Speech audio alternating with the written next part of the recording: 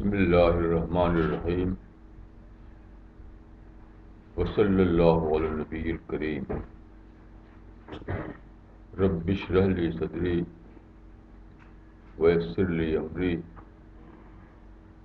واحلل عقدۃ من لسانی یفقہوا قولی.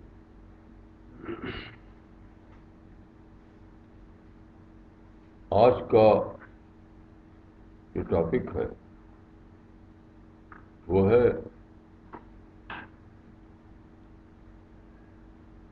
اجتہادی حل اور کریٹو سولوشن OR.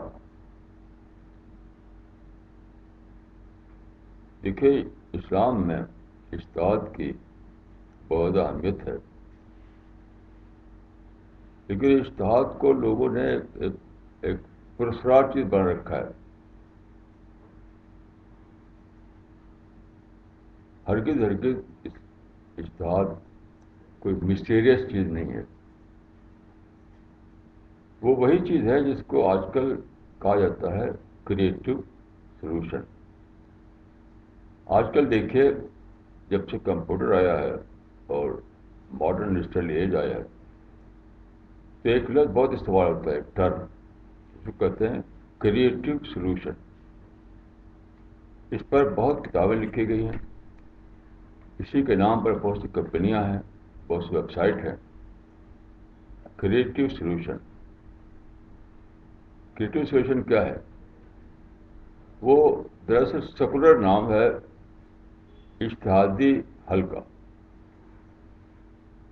جس چیز کو ہم رواجی زبان میں کہیں گے اجتہادی حل، اسی کا ماڈرن لینگویج میں نام ہے کریٹو سولوشن. یہ کیا چیز ہے؟ دیکھیے ایک لفظ میں creative solution gives a fresh perspective to a challenging problem.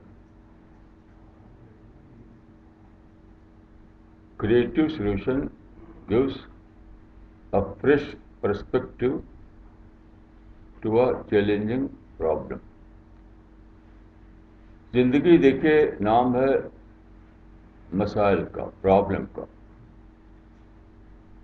Problems are part of life. کوئی کانسپریٹر کوئی نئی پرابلم نہیں کریٹ کرتا. پرابلم پارٹ آف خود خالق کے کریشن پلان کا. تو جب پرابلم آئے تو کیا کرنا ہے؟ اجتہاد کرنا ہے. اجتہاد کا لٹرل مطلب ہے بہت زیادہ کوشش، utmost struggle to exert one's utmost struggle. یہی اجتہاد ہے.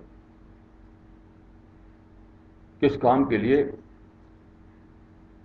ہر بار جب نئی سچویشن کریٹ ہو، جب نیا پرابلم آئے تو اس صورتحال میں ری ڈسکور کرنا سچائی کو، ری ڈیفائن کرنا آئیڈیالوجی کو، یہ اجتہاد ہے. تو اجتہادی حل نام ہے اسی چیز کا جس کو کہا جاتا ہے کریٹو سولوشن. اب میں کچھ مثال دوں گا تو اس سے بات زیادہ کلیئر ہو جائے گی. مہاراشٹر کے ایک سٹی میں، ایک بڑا سٹی آف مہاراشٹر کا وہاں پر ایک پرابلم کریٹ ہوا. وہاں پر آپ جانتے ہیں کہ مہاراشٹر میں بڑے دھوم سے نکالا جاتا ہے گنیش چترتھی کا پروسیشن، جلوس. تو اتفاق سے ایک ہی دن کوئنسائڈ کر رہا تھا کہ اسی دن نکل رہا تھا مسلمانوں کا میلاد النبی کا پروسیشن، میلاد النبی کا جلوس. اور ٹھیک اسی دن نکلنا تھا گنیش چترتھی کا پروسیسن، دونوں کوئنسائڈ کر رہے تھے. تو یہ یقینی تھا کہ کہیں نہ کہیں ٹکراؤ ہو جائے گا، اور پھر کیا ہوگا؟ بلڈ شیڈ ہوگا، لوگ جلائے پھونکیں گے، مال اور جان کو نقصان ہوگا. بالکل نیئرلی سرٹن تھا یہ. تو پونا کے یہ واقعہ پونا کا ہے، کئی سال پہلے کا. کچھ سمجھدار مسلمان ایک مسجد میں اکٹھا ہوئے، اس میں ہمارے رسالہ قاری بھی تھے. تو انہوں نے سوچنے کے بعد یہ طے کیا کہ ہم اپنے میلاد النبی کے جلوس کی جو ڈیٹ ہے بدل دیتے ہیں. یعنی آج ہے گنیش چترتھی کا جلوس، تو کل ہم نکالیں گے میلاد النبی کا جلوس. ایسا انہوں نے ڈیسائیڈ کیا اور مسلمانوں میں اعلان کر دیا، اور پھر ایسے ہی کیا گیا. Then all the problem was solved. There was no riot, no bloodshed, nothing. یہ ہے کریٹو سولوشن.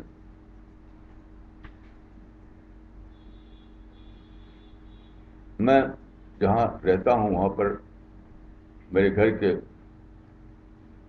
بالکنی ہے، وہاں پیچھے بہت سے درخت ہیں، اور ہمارے گھر سے درخت کے بیچ میں تار جاتا ہے.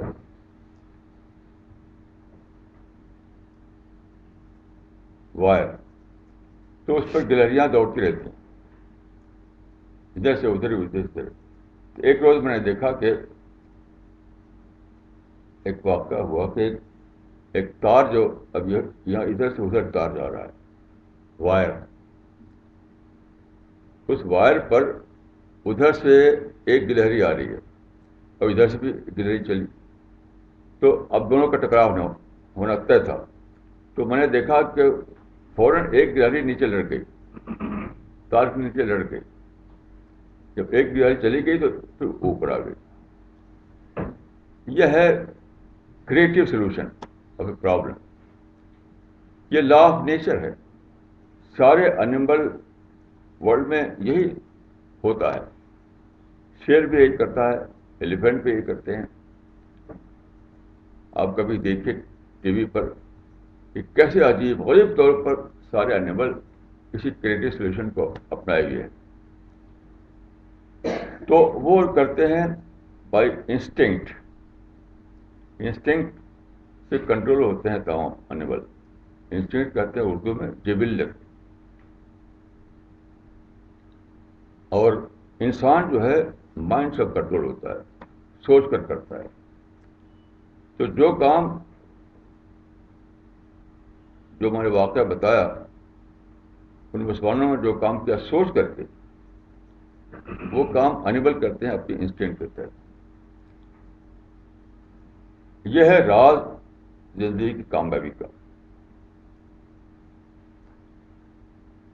جب کوئی قوم اجتہاد کی صفت کھو دے تو کیا ہوگا؟ کوئی دوسرا فارمولا، کوئی بھی دوسرا طریقہ اس کو کامیاب کرنے والا نہیں ہے. کیونکہ دیکھیے پرابلم ختم نہیں ہوں گے، چیلنج ختم نہیں ہوں گے، مسائل ختم نہیں ہوں گے، تو آپ کیا کریں گے؟ آپ ٹکرائیں گے. پھر کیا ہوگا؟ بلڈ شیڈ ہوگا، جانیں جائیں گی، مال کا نقصان ہوگا.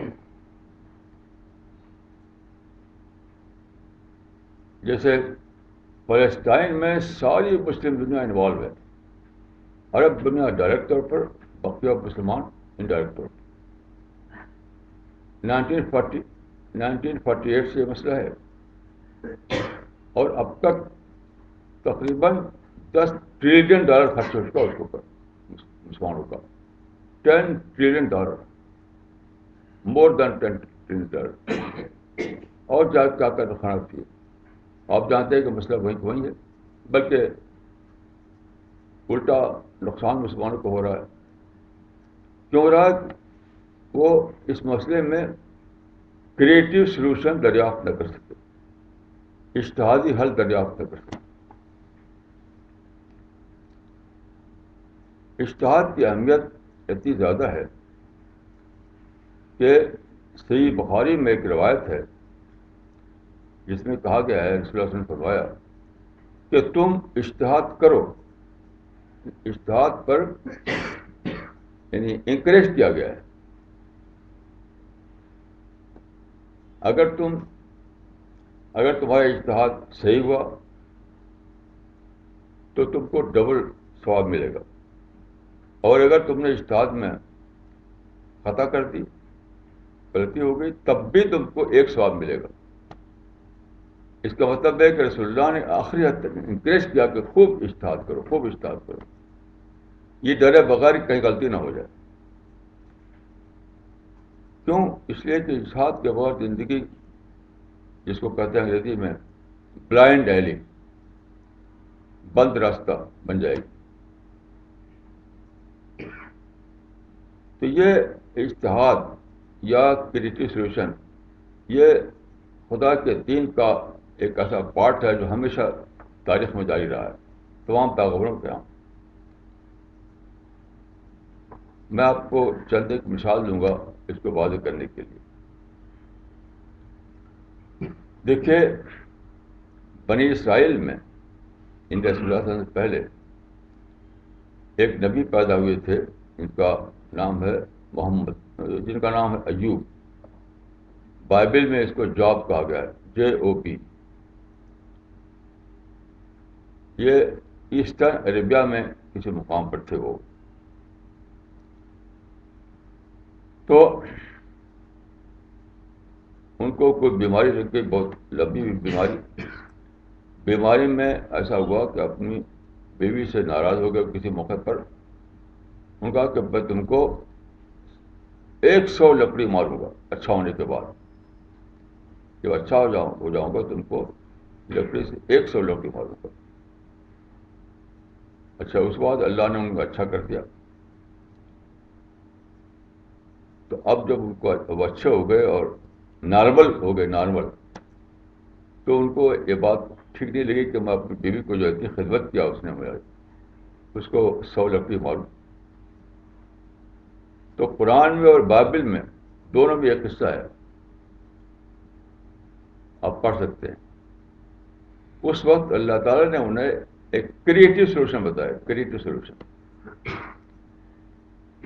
وہ کیا کہ ایک جھاڑو لے لو، جھاڑو، اس میں 100 سینک ہو، اور ایک بار اس کو ایسے مار دو تو وہ 100 بار جو مارنے کی بات ہے وہ پوری ہو جائے گی. That was a creative solution. کتنا بیوٹیفل سولوشن ہے یہ. انہوں نے قسم کھا لیا تھا کہ میں قسم کھاتا ہوں کہ تم کو ماروں گا میں. تو قسم بھی پوری ہو گئی اور کوئی نیا پرابلم کریٹ نہیں ہوا. ایک بہت ہی بیوٹیفل مثال ہے قرآن میں اور بائبل میں اس بات کو جاننے کے لیے what is creative solution, what is اجتہادی حل. ایسے دیکھیے، میں آپ کو ایک اور مثال دیتا ہوں.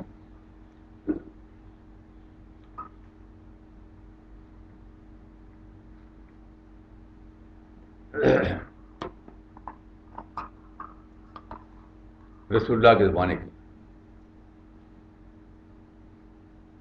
ہجرت کے بعد جب رسول اللہ مدینے میں تھے تو مدینے سے کچھ فاصلے پر بنو قریظہ کی آبادیاں تھیں. انہوں نے وہاں پر ایک پرانے طرز کا قلعہ ہوا کرتا تھا، وہ بنا لیا وہاں پر. تو ایک مرتبہ رسول اللہ صلی اللہ علیہ وسلم نے، یہ صلح حدیبیہ کے بعد کا واقعہ ہے، صحابہ کا ایک دستہ بھیجا مدینہ سے قریظہ کی بستیوں کی طرف. ظہر بعد آپ نے بھیجا تھا ان کو، ظہر کی نماز کے بعد، اور آپ نے بھیجتے ہوئے یہ نصیحت کی تھی کہ لا یصلین احدکم العصر الا فی بنی قریظہ. لا یصلین احدکم العصر الا فی بنی قریظہ. اس کا ترجمہ یہ ہے کہ تم میں سے کوشش ہرگز عصر کی نماز نہ پڑھے اس وقت تک جب تک کہ وہ بنو قریظہ کی بستی میں نہ پہنچ جائے. کیا تاکیدی نصیحت تھی, تاکیدی. تم میں سے کوئی ایک شخص بھی, احدکم کا لفظ ہے کہ تم میں سے کوئی شخص عصر کی نماز ہرگز نہ پڑھے جب تک وہ پہنچ نہ جائے بنو قریظہ کی بستی. تو اس زمانے میں آپ جانتے ہیں کہ لوگ اونٹ پر سوار ہوا کرتا تھا. تو آگے جب چلے تو لگا کہ سورج تو سرخی آ گئی سورج میں, بہت جلد غروب ہو جائے گا. تو انہوں نے اندازہ کیا کہ اگر ہم چلتے رہیں بنو قریظہ کی بستی تک پہنچنے کا انتظار کریں تو اس وقت سورج ڈوب چکا ہوگا, سن سیٹ ہو چکا ہوگا. سن سیٹ کا مطلب یہ ہے کہ عصر کی نماز کا وقت ختم. تو صحابہ میں سے کچھ لوگوں نے لٹرل طور پر لیا, وہ چلتے ہی نہیں چلتے رہے. کچھ لوگوں نے کہا کہ نہیں, ہم پہلے نماز پڑھ لیتے ہیں وقت کے اندر. تو انہوں نے بیچ میں رک کر کے نماز پڑھی. اب دیکھیں کہ یہ جو نماز پڑھ لی بیچ میں, تو اب لٹرل طور پر اگر دیکھیے تو رسول اللہ کے کا جو ڈائریکشن تھا اس کے بالکل خلاف تھا یہ کہ بنو قریظہ کی بستی میں پہنچنے سے پہلے نماز پڑھ لینا. لیکن انہوں نے کیسے اس کو ایکسپلین کیا؟ جن لوگوں نے پہلے نماز پڑھ لی انہوں نے اس کو ایکسپلین اس طرح کیا کہ انہوں نے کہا کہ انما اراد تعجیل السیر. رسول اللہ نے جب ایسا کہا تھا تو آپ کا مطلب یہ تھا کہ تم تیز چل کر جاؤ. یہ مطلب یہ نہیں تھا کہ بنو قریظہ کے بستی میں جا کر ہی نماز پڑھنا, یہ مطلب نہیں تھا. مطلب تھا کہ خوب تیز سے چل کر روانہ ہو, سفر تیزی سے کرو. انما اراد تعجیل السیر. کتنا بیوٹیفل ایگزامپل ہے اس بات کا کہ کیسے جب کوئی کرائسس پیدا ہو, کوئی نیا پرابلم پیدا ہو, تو آپ اجتہاد کر کے ایک کریٹو سلوشن دریافت کریں. Creative solution. تو یہ جو کیا صحابہ نے, یہ انحراف نہیں تھا, یہ رسول اللہ کے حکم کو چھوڑنا نہیں تھا, رسول اللہ کے حکم کی ری ڈیفینیشن دینا تھا. انہوں نے رسول اللہ کے حکم کو ری ڈیفائن کیا. یہ ہے اجتہاد. اس اجتہاد کے بغیر زندگی گاڑی رک جائے گی, بلائنڈ ایلی میں پھنس جائیں گے آپ اجتہاد کے بغیر. کیونکہ زندگی ہر بار چینجز آتے ہیں, بار بار نئے پرابلم آتے ہیں, نئے نئے چیلنجز. تو اگر آپ بد جائیں کچھ اپنے بناوی اصولوں کے تحت تو کیا ہوگا؟ آپ کی گاڑی کسی بلائنڈ ایلی میں پھنس جائے گی. تو ہر لمحہ ضرورت ہے اجتہاد کی, ہر لمحہ ضرورت ہے ری ڈیفائن کرنے کی, ہر لمحہ ضرورت ہے ری ایکسپلین کرنے کی, ہر لمحہ ضرورت ہے کوئی کریٹو سولوشن دریافت کرنے کی. اب آپ ایک اور مثال لیجیے. رسول اللہ صلی اللہ علیہ وسلم نے, آپ جانتے ہیں کہ مکہ میں اپنی دعوت شروع کی 610 عیسوی میں, 610 AD میں. اس وقت وہاں پر مشرک لوگ ہوا کرتے تھے, ان کا وہی ڈومینیٹ کر رہے تھے, وہی انہیں قبضے میں سب کچھ تھا. تو وہ آپ کے سخت مخالف بن گئے, بہت زیادہ اپوز کرنے لگے, یہاں تک کہ وہ ظلم کرنے لگے. مار پیٹ بھی کیا انہوں نے. یہاں تک کہ انہوں نے یہ طے کیا کہ رسول اور ان کے ساتھی یا تو مکہ چھوڑیں, نہیں تو ہم کو قتل کر دیں گے. ان کی ٹرائبل پارلیمنٹ ہوا کرتی تھی دار الندوہ. دار الندوہ میں انہوں نے یہ کنسنسس کے ساتھ یہ فیصلہ لیا کہ محمد اور ان کے ساتھی یا تو چھوڑیں مکہ, نہیں تو ہم کو قتل کر دیں گے.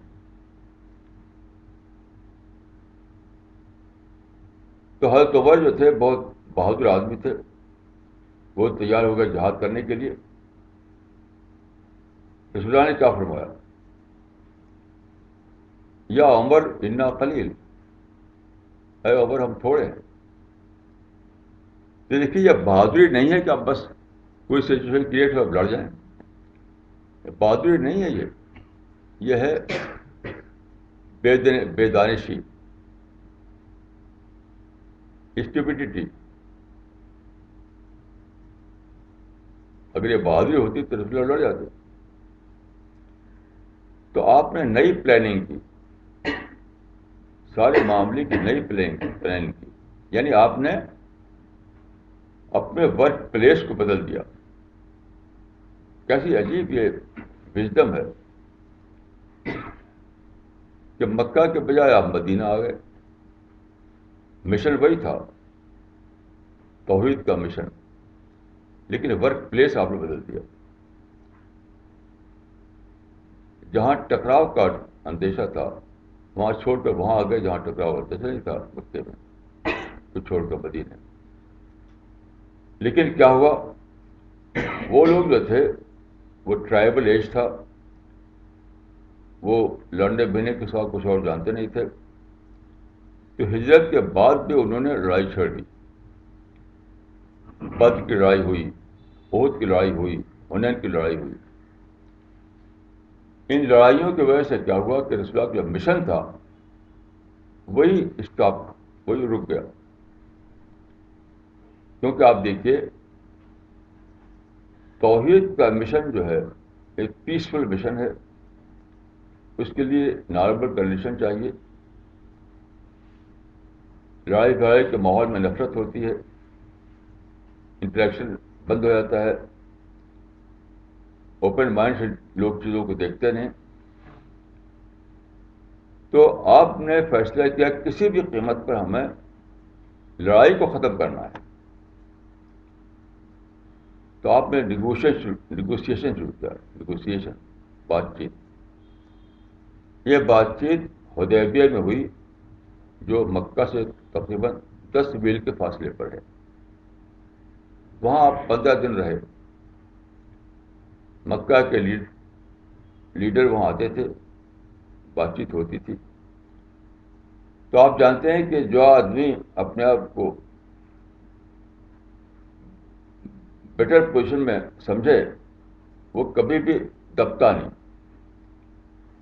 وہ دب کر کوئی ایگریمنٹ کرنے پر راضی نہیں ہوتا. یہی وہاں ہوا. تو ان لوگوں نے کہا کہ ہم, رسول اللہ کا کہنا یہ تھا کہ ہمارے تمہارے درمیان پیس ایگریمنٹ ہو جائے, نہ ہم تمہارے پر کوئی خلاف کوئی لڑائی کریں نہ تو ہمارے خلاف لڑائی کرو. پیس ایگریمنٹ, بس یہ تھا رسول اللہ صلی اللہ علیہ وسلم کا. انہوں نے کہا کہ ہم پیس ایگریمنٹ جب کریں گے جب ہماری کنڈیشن کو مانیں آپ, یہ تو نہیں کریں گے. یہ انسان کی سائیکالوجی ہے کہ جو اسٹرانگ پوزیشن میں ہوتا ہے وہ ہمیشہ اپنی شرطوں کو منوانا چاہتا ہے. یہی وہاں ہوا. تو 15 دن تک بات چیت چلتی رہی. وہ لوگ راضی نہیں ہوئے کہ اپنی شرطوں کو چھوڑیں. بالکل ایک طرفہ شرط ہے, یونیلیٹرل کنڈیشن تھی سب ان کی. تو ان کی شرطوں کو مانتے ہوئے رسول اللہ نے عمرہ کا سفر پوسٹ پون کر دیا. عمرہ کے لیے مکہ نہیں گئے. پیپر پر جو لکھا گیا تھا وہاں رسول اللہ کا لفظ, اس کو مٹا دیا آپ نے اپنے ہاتھ سے. ابو جلدل کو لوٹا دیا، زنجیر میں بندھے ہوئے تھے وہ، اور سے کتنے سارے واقعات تھے. تو ان کی ساری مانگیں، ان کی ساری کنڈیشنز کو یونیلیٹرل طور پر آپ نے مان لیا. کیوں؟ صرف اس لیے کہ پیس ایگریمنٹ ہو جائے. پیس ایگریمنٹ کا مطلب کیا ہے؟ اس کا مطلب ہے نارملائزیشن آف سچویشن، صورتحال کو معدل بنانا. یہ ہے پیس کا مطلب. کیونکہ نارمل سچویشن میں یا معدل حالات ہی میں دعوت کا کام ہوتا ہے. تو آپ چاہتے تھے کہ سچویشن کو نارملائز کریں، تو ہر پرائز دینے کو تیار ہو گیا، ہر پرائز. تو جب اگریمنٹ پورا ہوا، دونوں طرف اس پہ سائن ہو گئے، تو قرآن میں یہ آیت اتری کہ انا فتحنا لک فتحا مبینا، کہ ہم نے تم کو کلیئر وکٹری دے دی. صحابہ بہت اس پر بے چین ہوئے. ان کا کیا یہ فتح ہے؟ یہ تو ہیومیلیشن ہے. ان کی شرطوں کو مان لیا ہم نے، یہ فتح کہاں ہے؟ یہ ہیومیلیٹنگ ڈیفیٹ ہے. تو لیکن رسول اللہ نے کہا کہ نہیں یہ فتح ہے، اللہ تعالیٰ نے کہا کہ نہیں فتح ہے. کیوں؟ رسول اللہ نے اس کو دیکھا ان ٹرمس آف ریزلٹ. بوقت معاہدہ لگتا تھا کہ یہ تو فتح نہیں ہے، لیکن باعتبار نتیجہ ان ٹرمس آف ریزلٹ وہ فتح تھی.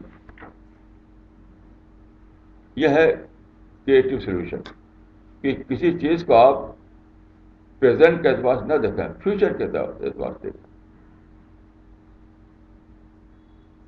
کیونکہ جب دونوں فریق کے درمیان نارمل تعلقات ہو گئے، انٹریکشن بڑھ گیا، پیسفل طریقے سے ملنا جلنا ہو گیا، قرآن لوگوں تک پہنچایا جانے لگا، لوگوں کو اسلام کا انٹروڈکشن ہونے لگا بالکل نارمل حالات میں، تو ان کی نیچر کو اسلام ایڈریس کرنے لگا. یہ جو چھپا ہوا پہلو تھا کہ جیسے ہی اوپن ڈسکشن ہوگا، انٹریکشن ہوگا، تو اسلام ان کے مائنڈ کو ایڈریس کرنے لگے گا. تو بغیر فوج کے وہ ہتھیار ڈال دیں گے. چونچہ 2 سال کے اندر کیا ہوا کہ بہت بڑی تعداد میں لوگ اسلام میں داخل ہو گئے، اور دھیرے دھیرے پورا عرب اسلامائز ہو گیا. یہ کیا تھا؟ یہ تھا میریکل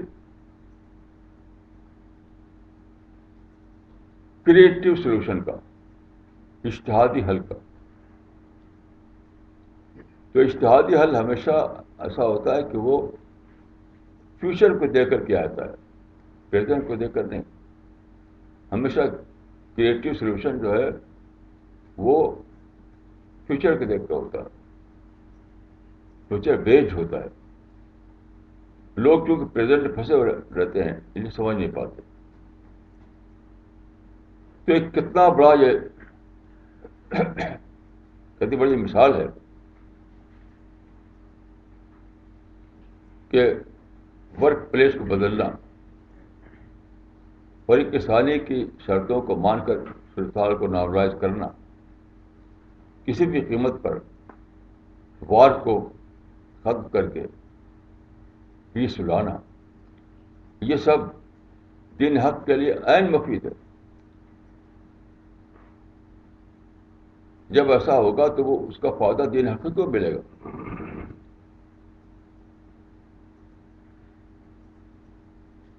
ایسے دیکھیے رسول اللہ کی وفات کے بعد وہاں پر ایک جس کو کہتے ہیں سول وار، آپس کی جنگ پیدا ہوئی. یہ ابن الزبیر اور حجاج کے درمیان تھی. حجاج جو کہ بنی امیہ کے گورنر کا نام تھا.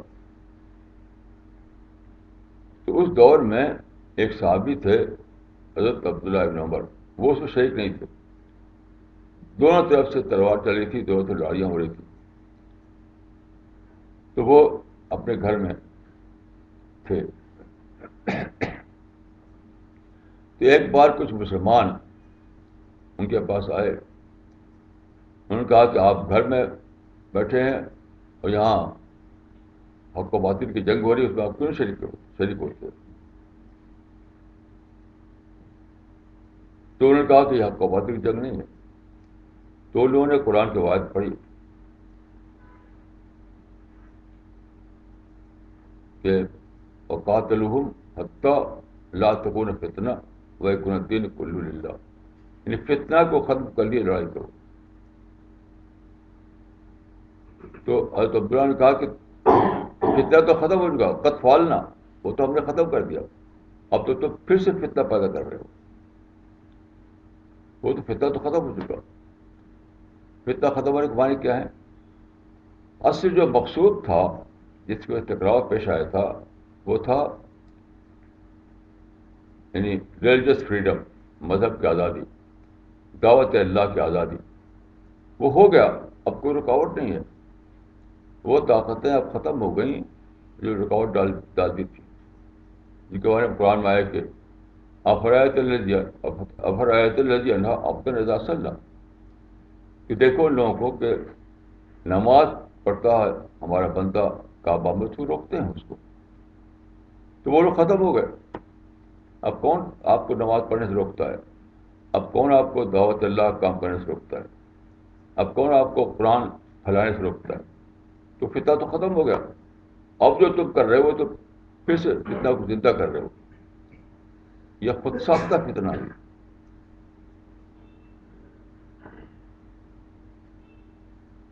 تو وہ لوگ جو ہے اس کو سمجھ نہیں پاتے کہ فتنہ ختم کرنے کا مطلب کیا ہے. حضرت عبداللہ عمر نے اس کو وضاحت کی کہ اس آیت کو ری ڈیفائن کیا انہوں نے.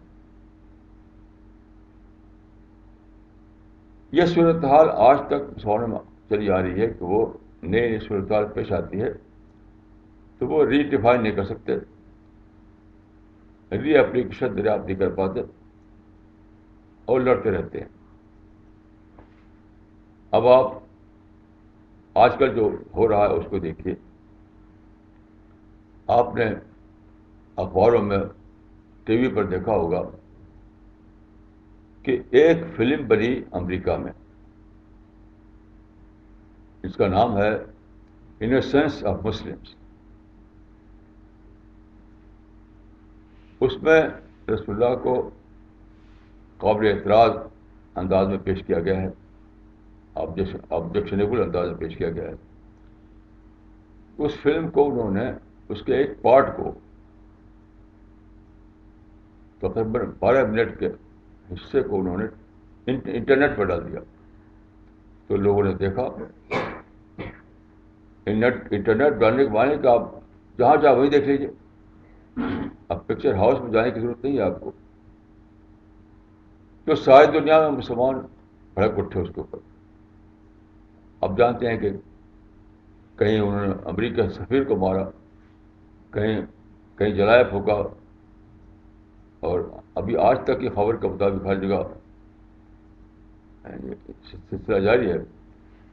ابھی آج جو تھا کہ آسٹریلیا میں ہنگامہ کر رہے ہیں کہ اوباما وی لائک اسامہ، اس طرح کے نعرے لگ رہے ہیں اور اس میں بہت نقصان ہو رہا ہے. یہ کیوں ہو رہا ہے؟ مسلمان اس معاملے کا، اس صورتحال کا کریٹو سولوشن دریافت نہ کر سکے. یہ صورتحال پیش آئی تو پہلی بات نہیں ہے، اس سے پہلے بھی پیش آیا ہے. رشدی کی جو کتاب تھی سیپٹک ورسز، اس میں بڑا ہنگامہ ہوا. ڈنمارک کے ایک اخبار میں جو کارٹون چھپا تھا اس میں بڑا ہنگامہ ہوا. قرآن میں ایک آیا تھا کہ وہ ایک اخبار خبر میں آیا تھا کہ امریکہ میں کسی نے قرآن کو جلایا، اس میں بڑے ہنگامے ہوئے. اب یہ لیٹسٹ ہنگامہ چل رہا ہے. یہ کیوں ہے؟ یہ ہے اس لیے کہ لوگوں میں اجتہاد کی اسپرٹ نہیں، لوگوں میں اجتہادی حل دریافت کرنے کی طاقت نہیں، لوگ کریٹو سولوشن کو جان نہیں سکے اس معاملے میں۔ میں آپ کو مثال دیتا ہوں۔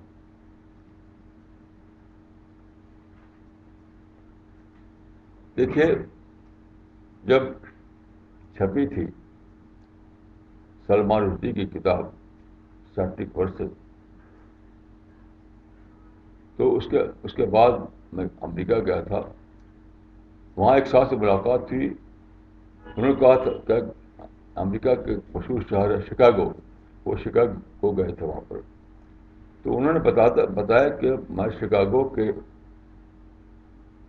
شہر میں ایک بڑے بک سیلر کے یہاں گیا، کتاب کی دکان پر۔ تو اس سے پوچھا کہ تمہارے یہاں آج اس ایک دن میں سیپٹک ورسز والی جو کتاب وہ کتنی بکی ہے، کتنا سیل ہوئی ہے؟ سلمان رشدی کی کتاب سیپٹک ورسز کا سیل آج کتنا ہوا ہے؟ اس نے کہا کہ صرف 3 کاپی، 3 نسخے اس کے آج سیل بکے ہیں، سیل ہوئے ہیں۔ تو پھر انہوں نے پوچھا کہ آج کی تاریخ میں قرآن کے نسخے کتنے زیادہ سیل ہوئے ہیں؟ اس نے کہا کہ 70۔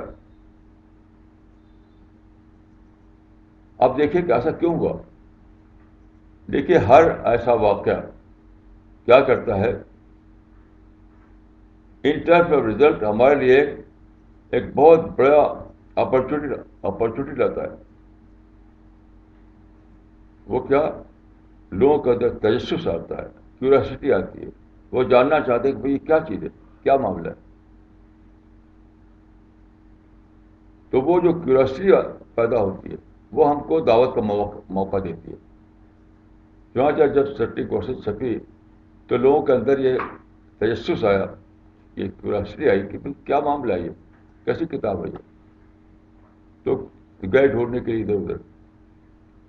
تو اس ایک دکان پر سیپٹک ورسز والے کو خریدنے والے اگر 3 آئے تھے تو قرآن کو خریدنے والے 70 آئے۔ اس سے اندازہ ہوتا ہے کہ تجسس کی مقدار پرابلم زیادہ ہوتی ہے۔ کیسی عجیب بات ہے، جتنا آپ پرابلم کریٹ کریں گے اس سے بہت زیادہ اپرچونیٹی پیدا ہوگی۔ تو میں نے کہا کہ دیکھیے، مسلمانوں نے بہت ہنگامہ کیا، کتنے لوگ اس میں مرے تھے، کتنا نقصان ہوا تھا، اور آج تک سلمان رشدی کا کچھ نقصان نہیں ہوا۔ وہ اس کی کتاب خوب بکی، اس کے ترجمے میں بھی اس کو کوئی فائدہ نہیں ہوا، اس کا کوئی نقصان نہیں ہوا، اس کو اور زیادہ شہرت حاصل ہو گئی۔ تو میں نے کہا کہ مسلمان سلمان رشدی کی کتاب چھپنے کے بعد صرف ایک کام کرتے ہیں، خاموشی سے، بالکل مگر کسی شور پہ، کہ وہ قرآن کے انگلش ٹرانسلیشن بہت اچھا چھپوا کر کے تمام دکانوں پہ لا کے رکھ دیتے۔ وہ دکاندار اس کہتے کہ بھی اس کو رکھو، جتنا بکے گی اس کا حساب کر دینا، باقی ہم واپس لے لیں گے، تمہارے اس میں کوئی نقصان نہیں۔ تو بے شمار لوگ گئے ہوں گے دکانوں پر، اور وہاں پہ انہوں نے قرآن نہیں پایا ہوگا، کہیں پایا ہوگا تو وہ خریدا ہوں جا کر کے۔ تو اگر یہ ہر دکان پر قرآن رکھ دیتے ہیں لوگ تو بے شمار نسخے قرآن کے لوگوں تک پہنچ جاتے، اور سلمان رشدی کی کتاب بالواسطہ انداز میں، انڈائریکٹ وے میں قرآن کی اشاعت کا ذریعہ بن جاتی۔ یہ ہے کریٹو سولوشن۔ تو اس زمانے کے مسلمانوں کا سب سے بڑا پرابلم یہ ہے کہ وہ جانتے ہیں نہیں کہ اجتہاد کیا چیز ہے، واٹ از اجتہاد۔ وہ خالی غوغائی سیاست جانتے ہیں، شور غل کرنا، جلوس نکالنا، ہنگامہ کرنا، یہ جانتے ہیں. جس کو کہتے ہیں مجتہدانہ طرز فکر، یعنی کریٹو تھنکنگ، وہ بالکل مسلمان میں ہے نہیں. مجتہدانہ طرز فکر وہی چیز جس کو ہم کہتے ہیں کریٹو تھنکنگ. کریٹو تھنکنگ کا مطلب ہے سولوشن کا کوئی نیا، پرابلم کا کوئی نیا سولوشن دریافت کرنا. جسے میں نے مثال دی آپ کو اس سے پہلے جلوس کی. تو پرابلم کا کوئی نیا سولوشن، زیادہ ورک کرنے والا ہو، زیادہ ورکبل سولوشن دریافت کرنا، یہی ہے اجتہاد. اسی کا نام ہے کریٹو تھنکنگ. اس سے وقت محروم ہے لوگ. حالانکہ قرآن میں دیکھیے یہ راز بھی بتایا گیا قرآن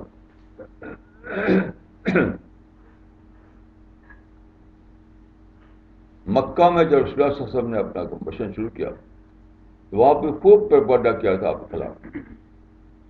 آج کل جو پروپگنڈا کیا گیا ہے یہ سب پروپگنڈا وہاں کیا گیا تھا، اس سے بڑھ چڑھ کر. تو رسول اللہ صلی اللہ علیہ وسلم نے نہ تو جلوس نکالا آپ نے یا آپ کے اصحاب نے، نہ کوئی نعرہ لگایا، کچھ بھی نہیں، نہ کوئی ریئیکشن دکھایا. قرآن میں یہ آیت اتری ورفعنا لک ذکرک، یعنی قرآن نے اس مخالفانہ پروپگنڈے کو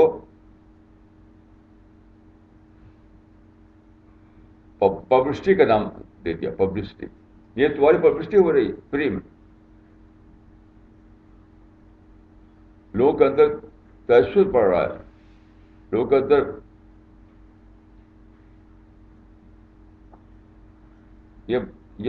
یہ شوق بڑھ رہا ہے کہ جانے کہ محمد کا مشن کیا ہے. ورفعنا علیک ذکرک، یعنی آپ کا چرچا بڑھ گیا، آپ کی پبلسٹی بڑھ گئی، آپ مشن کو اور جاننے کا ذوق پیدا ہوا لوگوں کے اندر. دیکھیے اللہ تعالیٰ نے نگیٹو کو پازیٹو کنورٹ کر دیا. مخالفانہ پروپگنڈے کو اللہ تعالیٰ نے پبلسٹی کی حیثیت دے دی، تعارف کی حیثیت دے دی. یہ ہے کریٹو تھنکنگ، یہ ہے کریٹو سولوشن، یہ ہے مجتہدانہ طرز فکر. تو دیکھیے یہ بات یاد رکھیے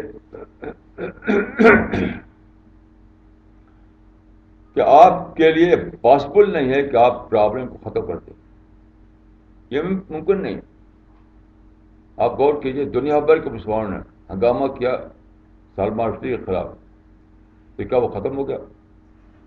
نیا ہنگامہ پیدا ہوا ڈنمارک کا کارٹون والا، اس پر ہنگامہ کیا، کیا پھر ختم ہو گیا؟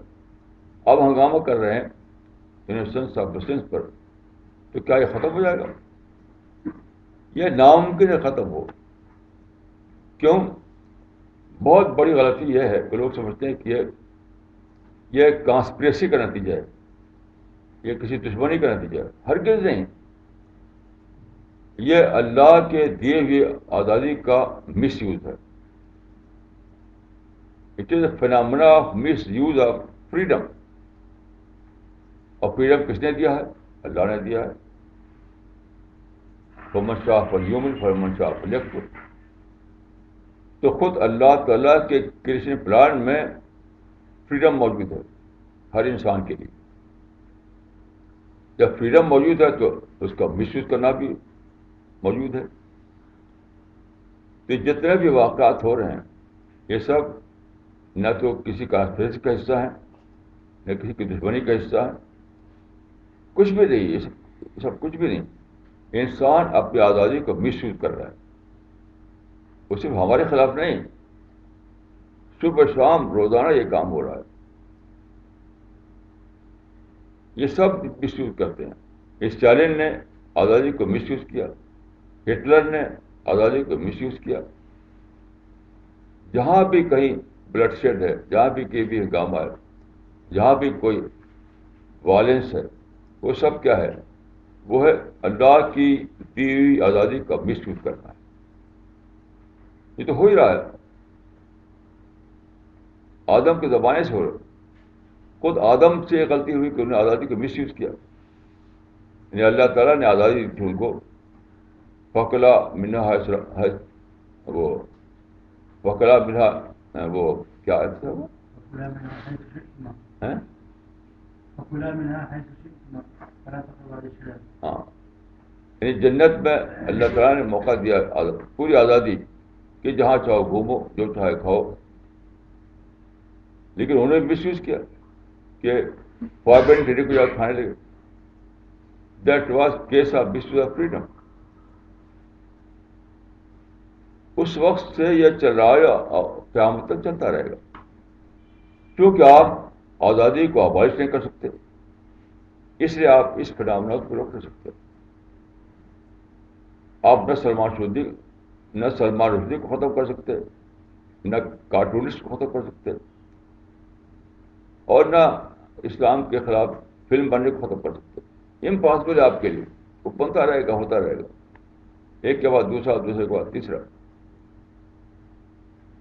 انسان کی آزادی کو ابالش کرنے کی طاقت صرف اللہ کو ہے، اور اللہ ابالش کرنے والا ہے نہیں. قیامت تک کے لیے اس نے انسان کو فریڈم دے دیا ہے. تو جب انسان کی آزادی کو کوئی ختم کرنے والا نہیں ہے تو آزادی کو مس یوز کرنا بھی کبھی ختم نہیں ہوگا، چلتا رہے گا. تو آپ کو کیا کرنا چاہیے؟ آپ کو مینج کرنا سیکھنا چاہیے. You have to know the art of management. آپ اس کو ایلیمنیٹ کرنے کی کوشش نہ کریں، اس کو مینج کرنے کی کوشش کریں. آپ کریٹو انداز میں سوچیں، کریٹو سولوشن دریافت کریں. یہ کرنا ہے. اسی کا نام ہے اجتہاد. تو جتنے بھی آج کل جو سو کالڈ پرابلم ہیں جن کو مسلمان ان کے بارے میں بہت زیادہ ہنگامہ کرتے رہتے ہیں، وہ پرابلم نہیں ہے مسلمانوں کے فیلئر کا. یعنی مسلمانوں کا یعنی ایک سچویشن کریٹ ہوئی، اس سچویشن کو مسلمان ہینڈل نہیں کر سکے تو یہ پرابلم پیدا ہوگا. بس اس سے زیادہ اور کچھ بھی نہیں.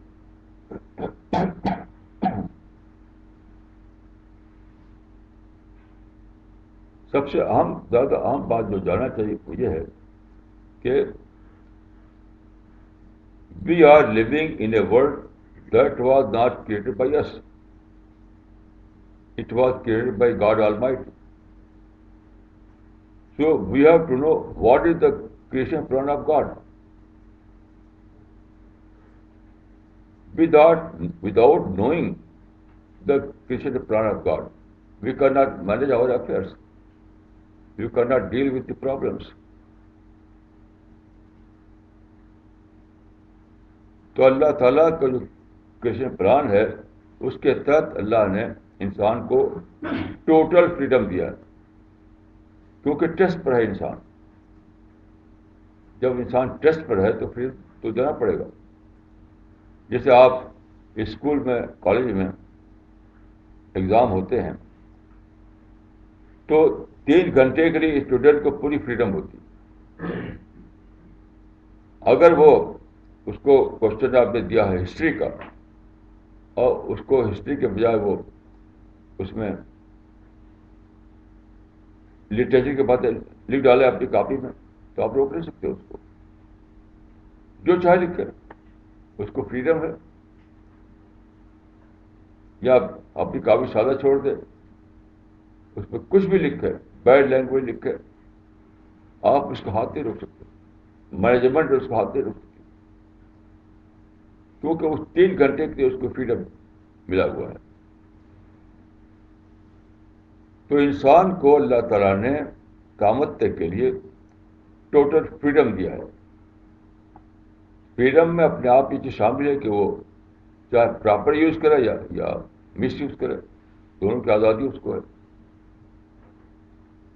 تو غلط طور پر مسلمان سمجھتے ہیں کہ سب کانسپریسی ہے. ہرگز کانسپریسی نہیں ہے. وہ ہے case miss use of freedom کا. اور چونکہ آزادی کو آپ ابالش نہیں کر سکتے، اس وجہ سے آپ اس کو روک بھی نہیں سکتے، ہوتا رہے گا. وہ تو ہوتا رہے گا. دیکھیے 13ویں صدی عیسوی میں 13ویں صدی عیسوی میں ایک واقعہ ہوا. ایک تھا کرسچن، اس کا نام تھا اساف، عین سین الف اساف. تو اس نے کہا جاتا ہے کہ رسول اللہ کے خلاف اس نے گستاخی کی باتیں کی، جو کہتے ہیں شتم، ابیشو لینگویج استعمال کی.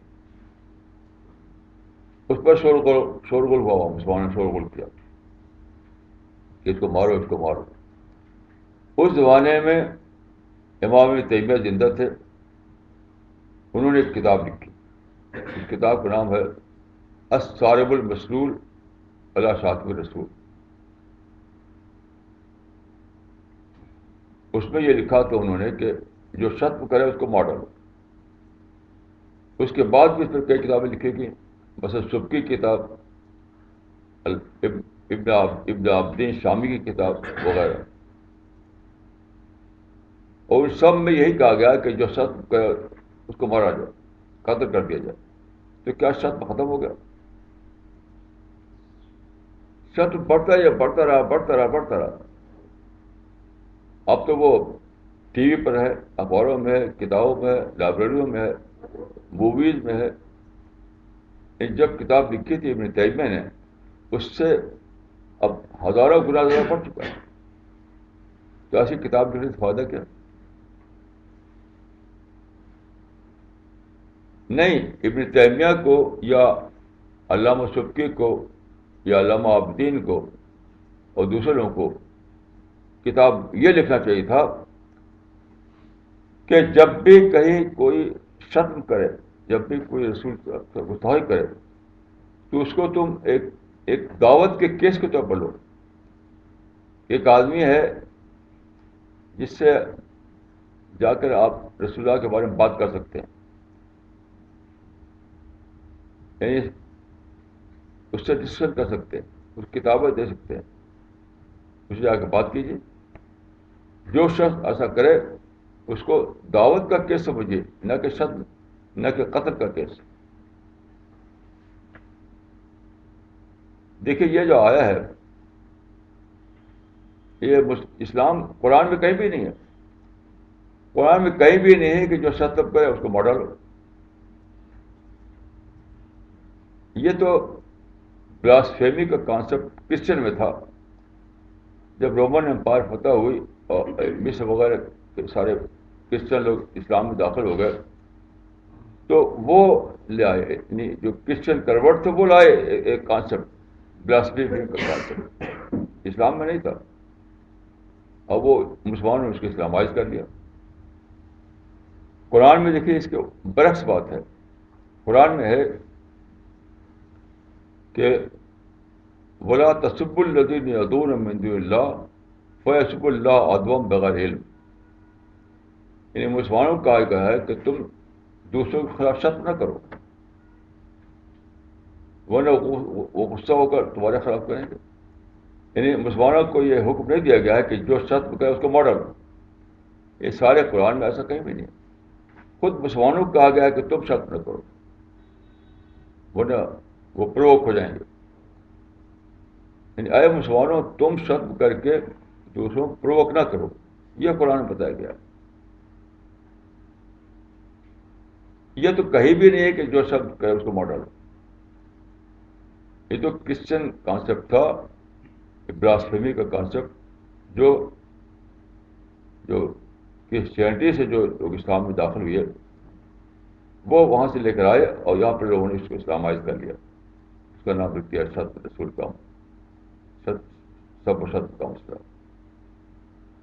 سارے قرآن میں آپ پڑھ ڈالیے.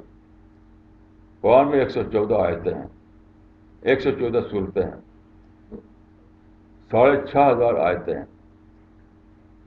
اب پورا قرآن پڑھ ڈالیے. سارے قرآن میں کہیں بھی نہیں ہے جو شتم کرے وہ مارا جائے، بلکہ برعکس ہے کہ مسلمانوں کو روکا گیا کہ وہ سب شتم کریں اور خام خواہ لوگ بھڑک بھڑک کر کے اسلام کے خلاف ہو جائیں. کیسی عجیب بات ہے. تو اب جو لوگ اسلام کے نام پر ہنگامے کر رہے ہیں یہ اسلام نہیں ہے، یہ قرآن کی خلاف ورزی ہے، یہ قرآن کے خلاف چلنا ہے. اس کا تعلق نہ قرآن سے ہے نہ رسول اللہ سے ہے. یہ بالکل خود ساختہ دین پر ہیں یہ لوگ، اور ہرگز ہرگز اس کا کوئی ان کو نہ دنیا میں فائدہ ہونے والا ہے نہ آخرت میں فائدہ ہونے والا ہے. اس میں کوئی شک نہیں. جس کو شک ہو وہ قرآن کو پڑھے اور پڑھ کر مجھے بتائے وہ کون سی سورہ ہے یا کون سی آیت ہے جس میں یہ کہا گیا ہے کہ جو رسول اللہ پر شک کرے اس کے خلاف ہنگامہ کرو، اس کو مار ڈالو. یہ تو بالکل بیس لیس ہے، آخریت تک بیس لیس ہے. قرآن میں اس کی کچھ بھی اثر نہیں. کتنی بڑی حکمت کی بات قرآن میں ہے کہ تم لوگوں کو پرووک نہ کرو. لا تسبوا الذین یدعون من دون اللہ ویسبوا اللہ عدوا بغیر علم. یعنی اے مسلمانوں تم لوگوں کو پرووک نہ کرو. کتنی حکمت کی بات ہے. کیونکہ اگر آپ پرووک نہیں کریں گے تو سچویشن نارمل رہے گی. جب نارمل رہے گی تو دعوت کے موقع خوب رہیں گے. ہمیشہ دیکھیے پرووکیشن سے بات بڑھتی ہے.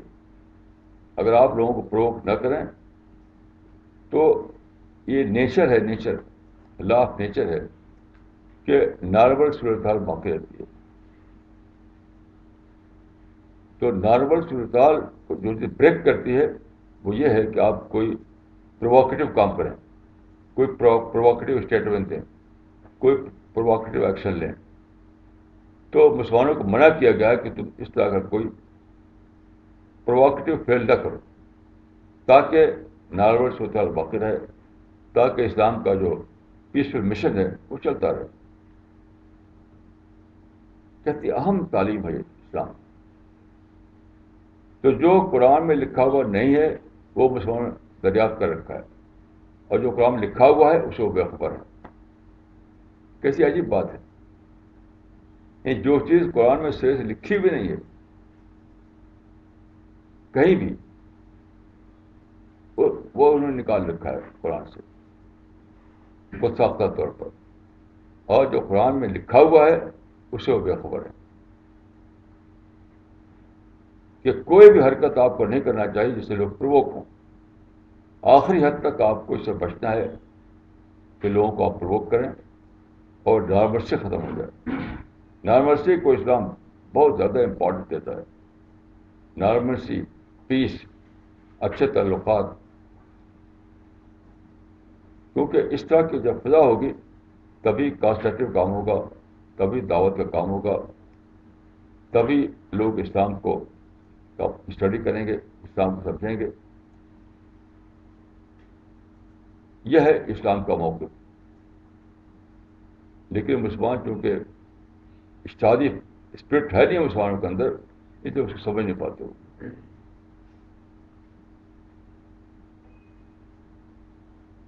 میری دعا ہے کہ اللہ تعالیٰ ہم سب کو سچائی کا یہ سمجھ دے، ہم اس بات کو جانیں کہ کیا اہمیت ہے سوسائٹی میں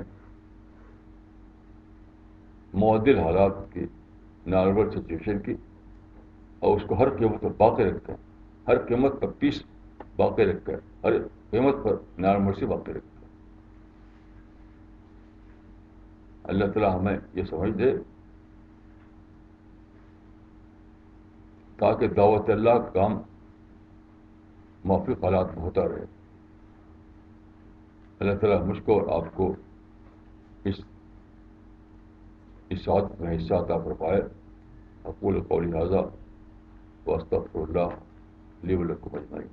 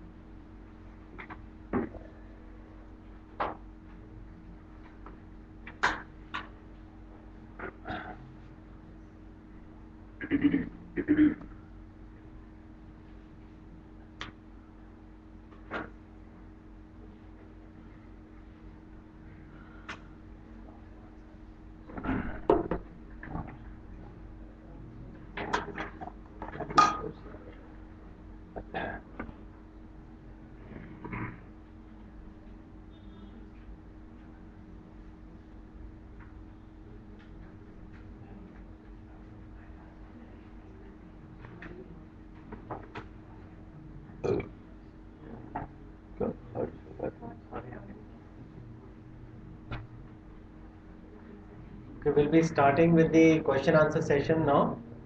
All the online viewers are requested to send their questions on info@cpsglobal.org.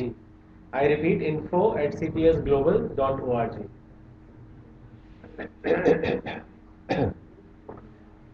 مولانا یہ سوال علی گڑھ سے آیا ہے ڈاکٹر احمد عثمانی صاحب کا.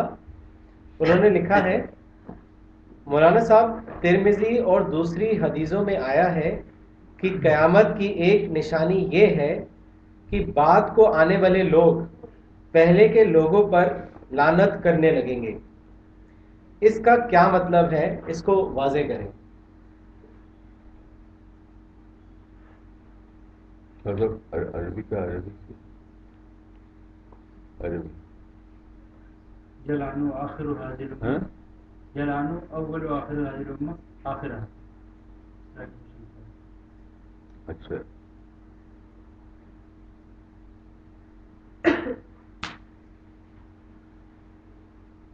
کچھ میں واضح نہیں اس کا. اگلے ہفتے اس سوال کو رکھیے. اگلے ہفتے. مولانا اگلا سوال تمل ناڈو سے آیا ہے مولانا حافظ اقبال صاحب کا. انہوں نے آپ سے پوچھا ہے کہ دینی غیرت اور دینی حامیت کا کرائیٹیریا کیا ہے؟ اس کے بارے میں بتائیں. کچھ بھی نہیں, یہ لفظی غلط ہے, میں اس کو جہلانہ سمجھتا ہوں. دین غلط کوئی چیز نہیں, دین حامیت کوئی چیز نہیں. قرآن میں آپ دیکھیے اس کو نیگیٹو سینس میں بیان ہوا ہے. کیا الفاظ صاحب وہ پورا پتہ تھا؟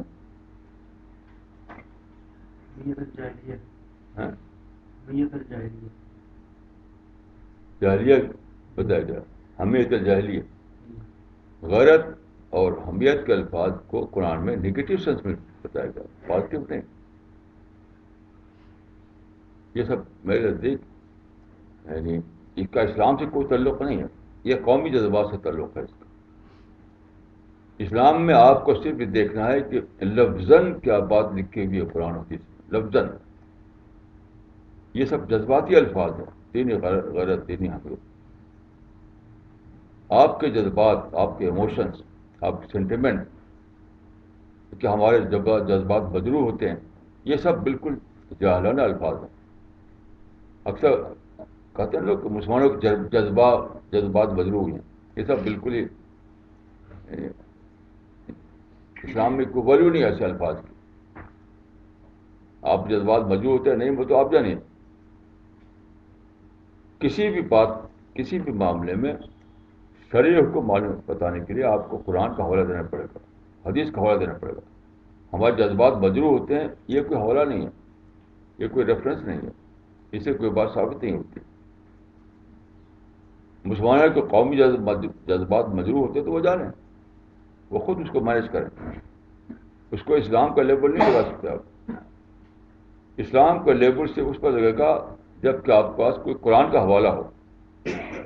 جذبات مجروح ہوئی ہیں, یہ کوئی قابل حوالہ بات نہیں ہے. مولانا اگلا سوال دلی سے ہے نفیز صاحب کا.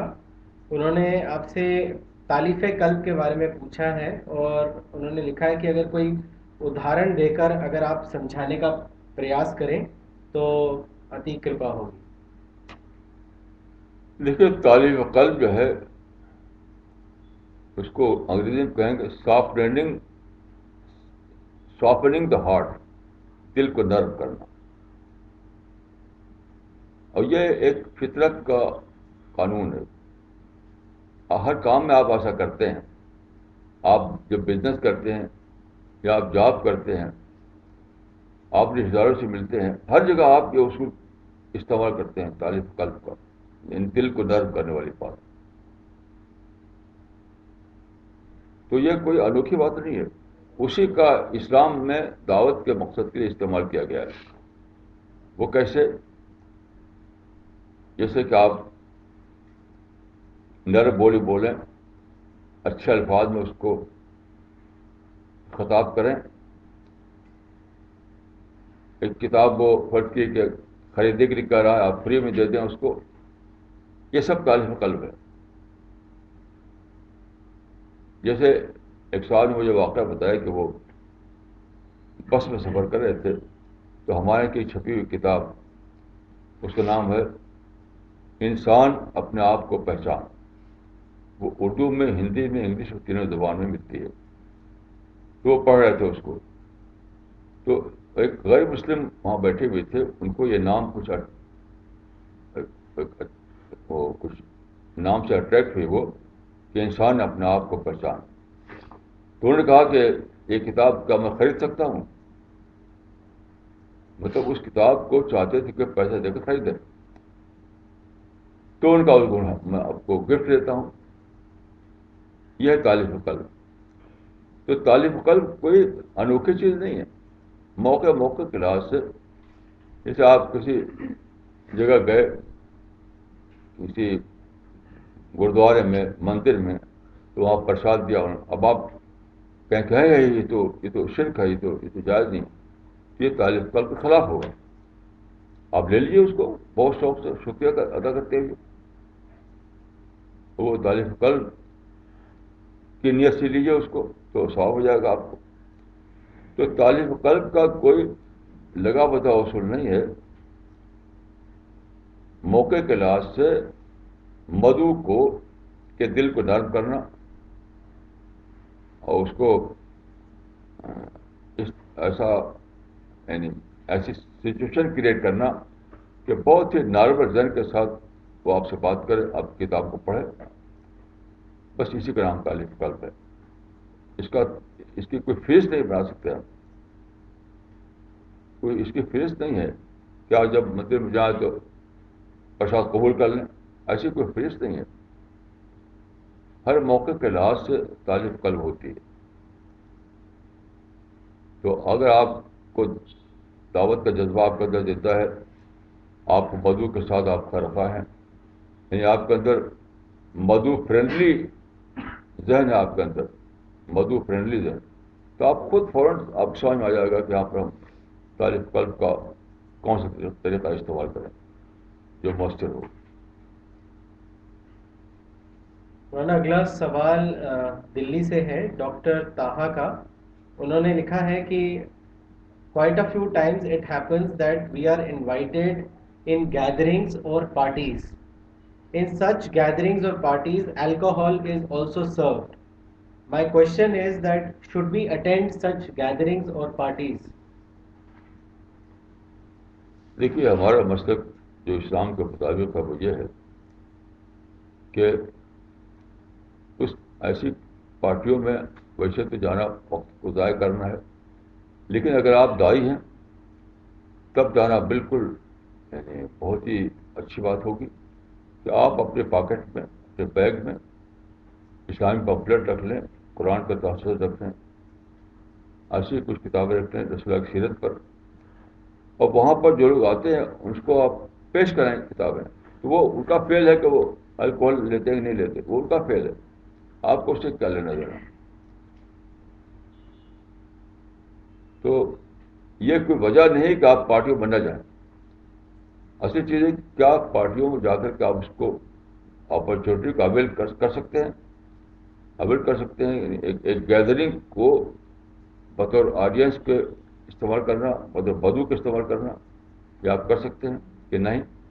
یہاں پر آپ کو ڈسیزن لینا ہے. رسول اللہ صلی اللہ علیہ وسلم دیکھیے ہر موقع پہ جاتے تھے، جہاں بت پوجا جا رہا ہے وہاں پہ جاتے تھے، بازار لگتے تھے وہاں پہ طرح طرح کے جاہلی رسمیں ہوتی تھی وہاں بھی جاتے تھے آپ، کیونکہ ان کو آپ مطلب مدعو کو دیکھتے تھے، مدعو وہاں جا کر آپ قرآن پیش کرتے تھے. تو آپ پر ڈپینڈ کرتا ہے کہ آپ وہاں جا کر کے اس کو بطور اپرچونیٹی اویل کر سکتے ہیں نہیں کر سکتے، اس کو دیکھ کر فیصلہ کیجیے. باقی وہ الکوہل لیتے ہیں نہیں لیتے وہ آپ کا کنسرن نہیں. مولانا اگلا سوال روڑکی سے ہے، ساجد انور صاحب کا. انہوں نے لکھا ہے مولانا what are the factors which inhibits the development of creative thinking in us? Please guide us. کیا پھر پڑھیے. مولانا what are the factors which inhibits the development of creative thinking in us?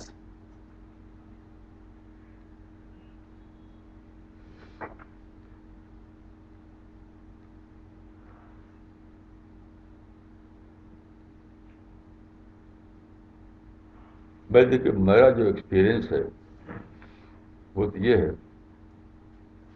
کہ کریٹو تھنکنگ نام ہے natural thinking کا. یعنی آپ اگر اپنے کو ڈسٹریکشن سے بچائیں تو اپنے آپ نیچر انفولڈ ہوتی ہے. اپنے آپ جب نیچر انفولڈ ہوتی ہے تو وہ آپ کے اندر کریٹو تھنکنگ آتی ہے. اس پر کریٹو تھنکنگ کوئی الگ سے امپورٹ کرنے کی چیز نہیں ہے. کریٹو تھنکنگ کو آپ کو امپورٹ نہیں کرتا، وہ آلریڈی آپ کے موجود ہے نیچر کے اندر. لیکن لوگ کیا کرتے ہیں، کنڈیشننگ میں پڑ جاتے ہیں، ان کے اندر باعث آ جاتا ہے، نفرت آ جاتی ہے، اب نارمل طریقے سے سوچنے لگتے ہیں، غصہ، نفرت، انتقام، تشدد میں پھنس جاتے ہیں. اس کی وجہ سے نیچر انفولڈ نہیں ہو پاتی. تو صرف ایک ہی شرط ہے کہ آپ اپنے آپ کو ایسی چیزوں سے بچائیں جو نیچر کو انفولڈ ہونے سے روکتی. بس اس کے بعد کریٹو تھنکنگ اپنا آپ ڈیولپ کرے گی.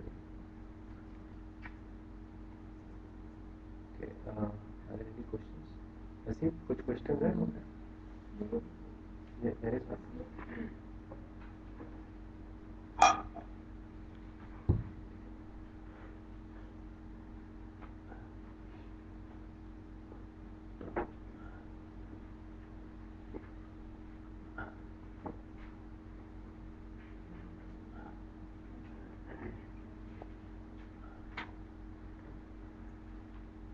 مولانا یہ سوال دلی سے آیا ہے مسٹر حمد احمد صاحب کا. انہوں نے آپ سے پوچھا ہے کہ what is the creative solution of Indian rights how it can be prevented and what should be the role of Indian Muslims during the riots. دیکھیے اس کا جواب بہت اچھا دیا ہے ایک صحابی نے. انڈین رائٹس جو ہیں وہ رائٹ نہیں ہوتے.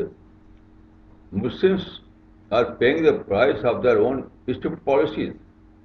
اس کو رائٹ کہانی غلط ہے. اسٹوپڈ پالیسی کی قیمت ہوتی ہے، اس کو ہم کہتے ہیں رائٹ. اس کو میں ایکسپلین کرتا ہوں. دیکھیے ایک صحابی کہتے ہیں کہ من لا یرضی بالقلیل مما یاتی بہ صفی ہو یرضی بالکثیر. کہتے ہیں صحابی قول تابعی قول ہے، یہ صحابی کا قول ہے. اس کا ٹرانسلیشن یہ ہے کہ جو آدمی نادان کے چھوٹے شر کو برداشت نہیں کرے گا تو اس کو نادان کے بڑے شر کو برداشت کرنا پڑے گا. اس کا مطلب کیا ہے، زندگی میں چھوٹے شر تو آتے ہی آتے ہیں. آپ چاہیں کہ چھوٹے شر بھی نہ ہو یہ امپاسبل ہے. مطلب کوئی نعرہ لگا دے گا، کوئی جلوس نکالے گا، کوئی ہولی کا پانی پھینک دے گا مسجد پر، یہ چھوٹے شر ہے تو برداشت کیجیے. لڑتے کیوں اس کے لیے؟ حضرت عمر نے یہ بات اس طریقے سے کہی کہ لیس العاقل الذی یعرف الخیر من الشر ولکنہ الذی یعرف خیر الشرین، کہ عقل مند وہ نہیں ہے جو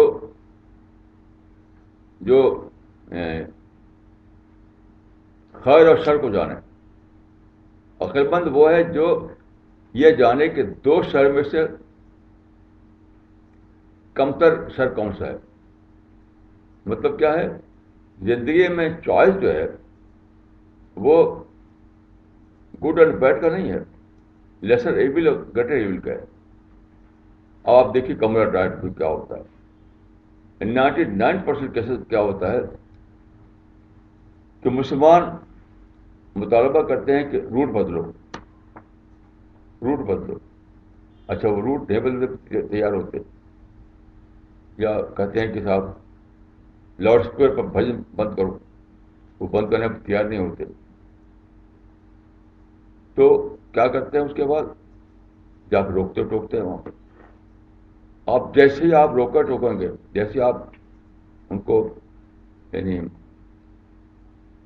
وائلنس کریں کوئی کسی قسم کا، کہ آپ کو پتھر مار دیں یا آپ ان کا لاؤڈ اسپیکر توڑ دیں، تو فوراً کیا ہوتا ہے؟ وہ پولیس کیس بن جاتا ہے. جب جلوس زیادہ تر جلوس میں جھگڑے ہوتے ہیں. جب جلوس نکلتا ہے تو اس وقت کیا کیس ہوتا ہے کہ مسئلہ ہوتا ہے یعنی جلوس ورسس پولیس. وہاں پولیس ہوتی ہے جلوس کو کنٹرول کرنے کے لیے.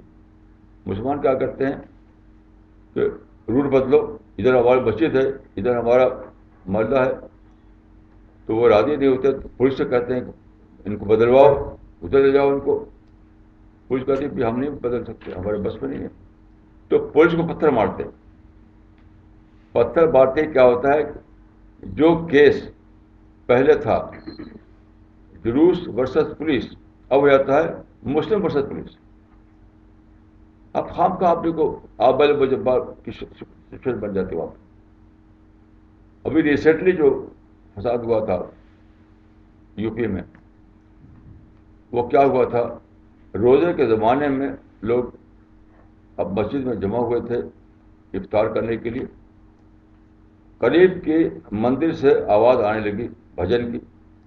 اب وہاں کچھ لوگ گئے جا کے صاحب اپنے لاؤڈ اسپیکر کو آواز کم کرو، اس کو بند کرو. تو انہوں نے بند کیا. تو کیا انہوں نے کیا کہ اس کو توڑ پھوڑ کرنے لگے، تو بہت فساد ہو گیا اور وہاں کرفیو لگا، بہت لوگ مارے گئے. جتنے کمرے ڈاٹ ہوتے ہیں وہ کمرے ڈاٹ نہیں ہے، وہ ہوتا ہے مسلمانوں کی اسٹپڈ پالیسی کے رزلٹ ہیں. وہ آپ کیوں جلوس کو روکتے ہیں؟ کیوں ان کے لاؤڈ اسپیکر کو بند کرنا چاہتے ہیں؟ ان کے سلوگن کو نہیں بند کر سکتے آپ. وہ سلوگن لگائیں گے کیونکہ انڈیا میں آزادی آپ کے لیے، ان کے لیے دونوں کی آزادی ہے. تو صرف ایک ہی شکل ہے کہ مسلمان پرنسپل آف اوائڈنس کو پکڑا، اعراض کرنا. اعراض جو کرتا ہے تو کر لیتے، نعرہ لگاتا ہے تو لگا لیتے. میں آپ کو ایک دلچسپ قصہ سناتا ہوں. ایک مرتبہ بہت بڑا فساد ہوا تھا بھاگلپور میں، بہار میں. تو بہت فساد ہوا اور مسلمانوں کو بہت نقصان ہوا تھا. تو ایک صاحب نے ایک کتاب لکھی تھی موٹی سی، اسی بھاگلپور کا فساد. یہ کتاب میرے پاس ہی موجود ہے، کچھ دیکھ سکتا ہے اس کو. وہ خود مصنف میرے پاس وہ کتاب لے آئے. تو میں نے اس کو تھوڑا سا پڑھا تو وہ لکھا ہوا تھا کہ جلوس نکلا مسلمانوں کے محلے میں، تو پہلے تو پرم تھا وہ، پھر مسلمانوں نے ایک اسٹیپ لیا، یہی لفظ تھا اس میں، اسٹیپ لیا، اس کے بعد فساد شروع ہو گیا. تو میں نے پوچھا ان سے کہ اسٹیپ کیا تھا وہ، تو بتا نہیں رہتے کہ اسٹیپ کیا تھا. تو بات کو بھاگلپور کے کیس کی جو وکالت کر رہے تھے، وہ پیروی کر رہے تھے وکیل صاحب، ان سے میری ملاقات ہوئی تو ان سے پوچھا وہ اسٹیپ کیا تھا. تو انہوں نے بتایا، خود وکیل صاحب نے بتایا جو کیس کی پیروی کر رہے تھے، کہ ہوا یہ کہ جلوس نکلا اور مسلمانوں نے کہا کہ صاحب روٹ بدلو، روٹ بدلنے پر راضی نہیں ہوئی. تو مسلمانوں نے ہینڈ گرینیڈ پھینکا، دستی بم. اور خود وکیل صاحب کے الفاظ ہیں کہ سارے یعنی وہ دھواں پھیل گیا سارے روڈ پر. تو اس کے بعد ان لوگوں نے ریٹیلیٹ کیا اور پھر بڑا فساد ہوا، بڑا ہنگامہ ہوا، بہت جلائے پھونکے گئے لوگ.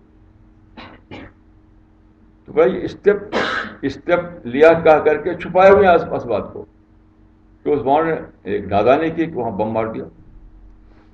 جب بم مارے گا تو وہی مارے، وہ کیوں نہیں ماریں گے بھائی. تو مصنف سے میں نے پوچھا، مصنف پر ملاقات ہوئی کہ میں نے کہا کہ کیوں آپ اتنا غصہ ہو گیا. تو انہوں نے کہا کیسے غصہ ہوتے ہیں. تو انہوں نے بتایا کہ وہ اس کا محلے کا نام تھا تاتار پور. انہوں نے کہا کہ وہ لوگ نعرہ لگا رہے تھے کہ جے ماں کالی تاتار پور کرو خالی. یہ مصنف نے بتایا، جے ماں کالی تاتار پور کرو خالی. تو ان کا کیسے ہم اس کو برداشت کر سکتے تھے. تو میں نے کہا اچھا یہ بتائیے کہ آپ نے برداشت نہیں کیا، روکا، فساد ہوا، کرفیو لگا، لوگ مارے گئے، دکان جائی پھونکی گئی، تو اب وہاں پر مسلمان ہیں کہ نہیں؟ تو الحمدللہ مسلمان وہاں پر ابھی بھی ہیں. تو میں نے پھر ان سے کہا جب جلوس نکال کر کے فساد کر کے بھی وہ تاتار پور کو خالی نہیں کر سکا مسلمانوں سے، تو آپ کو ریئیکٹ کرنے کی ضرورت کیا تھی؟ آپ کہتے ہیں کہ یہ بیوقوفی کے ادارے ہیں، اس طرح کہیں تاتار پور خالی ہو جاتا ہے. میں نے کہا کہ آپ غور کیجئے کہ انہوں نے جلوس نکالا اور وہاں پر فساد ہوا، گولیاں چلی، دکانیں جلائی گئی، پھر بھی مسلمان موجود ہے وہاں پر. تو جب فساد جلوس نکلوا کر، فساد کروا کر کے بھی وہ تاتار پور کو خالی نہیں کرا سکے، تو آپ اب بھڑکے کیوں؟ آپ نے ریٹ کیوں کیا؟ آپ کہنا چاہیے تھا کہ یہ بیوقوفی کے ادارے ہیں، ایسے کہ تاتار پور خالی ہوتا ہے. یہی نادانی ہے جس کے سے کمر ڈاٹ ہو رہے ہیں. آپ کو میں عرض کروں گا، میری کتاب پڑھ لیجیے آپ. اس کتاب کا نام کیا ہے؟ حل یہاں ہے. جی حل یہاں. ایک کتاب ہے حل یہاں ہے. صرف ایک کتاب آپ پڑھ لیجیے حل یہاں، آپ کو یہ بات واضح ہو جائے. حل یہاں ہے، یہاں مل سکتی ہے آپ کو. اور نیچے جو آپ جائیں تو اس کو آپ دیکھ سکتے ہیں، حل یہاں ہے. فسادات کا مطلب یہ وہ شامل ہو سکتے. مولانا یہ سوال دلی سے آیا ہے ڈاکٹر مسلمہ صدیقی کا. انہوں نے لکھا ہے، جب سیلاب نوح آیا تو حضرت نوح کا بیٹا کنان جو مشرکوں کا ساتھی تھا، اللہ نے اس سیلاب میں اس کو ڈبو دیا. تب نوح نے اللہ کو پکارا اور کہا، my lord, my son was a part of my family. Your promise was surely true. You are the most just of all judges. God said, Noah, he was not one of your family, for indeed he was unrighteous in his conduct. مولانا کیا اس آیت کا explanation یہ لیا جائے کہ اسلام میں blood relation اصل نہیں ہے، کیونکہ خدا نے کرائیٹیریا رائٹیس ہونا بتایا ہے، نہ کہ رشتہ داری. کوئی انسان اس لیے نہیں بچایا جائے گا کہ وہ پیغمبر کا رشتہ دار ہے. اب یہ تو یہ مطلب ہے اس کا. وہ تو خود جو الفاظ ہے وہ بول رہے ہیں، اب کوئی دوسرا ایکسپلینیشن اس کا ہو نہیں سکتا. کلیئر ہے، اس کو پوچھ سکتے ہیں. یوم یفر المرء من اخیہ وامہ وابیہ وصاحبتہ وبنیہ، قرآن میں آیا ہے. تو صحیح بات ہے.